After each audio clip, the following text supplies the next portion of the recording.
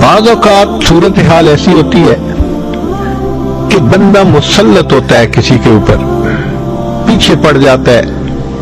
حاسد ہوتا ہے، دشمن ہوتا ہے، جان نہیں چھوڑتا، بندے کا جینا مشکل بنا دیتا ہے۔ کاروباری لوگ، دفتری لوگ اس قسم کے لوگوں کو جانتے ہی ہیں، لگ پلنگ ہو رہی ہوتی ہے، ایسے لگتا ہوتا ہے کہ دوسرے بندے کا بس چلے تو روئے زمین کی بجائے اس کو ابھی زیر زمین پہنچا دے، ایسے ہوتا ہے۔ تو اگر کوئی ایسا ظالم مسلط ہو جائے، پیچھے پڑ جائے، ٹف ٹائم دینے لگ جائے، تو بزرگوں نے فرمایا اذا تسلط علیہ احد،